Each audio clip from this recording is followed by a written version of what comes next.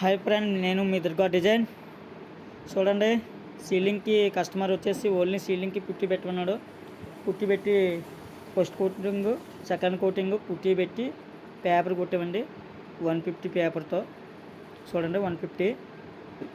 సీలింగ్కి స్మూత్గా కొట్టాలంటే 150 పేపర్తో కానీ 180 పేపర్తో కానీ నీట్గా కొట్టుకుంటే స్మూత్నెస్ వస్తుందండి. బాగుంటుంది, ఫినిషింగ్ అనేది బాగుంటుంది.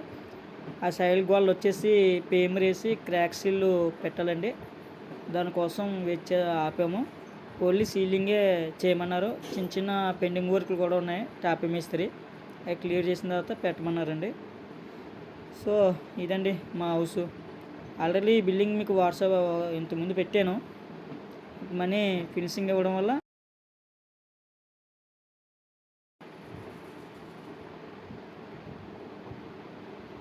చూసారా,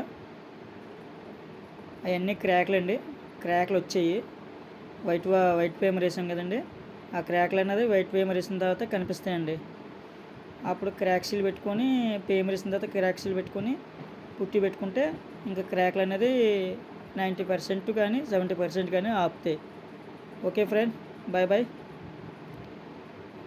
సబ్స్క్రైబ్ చేసుకోండి ఫ్రెండ్స్.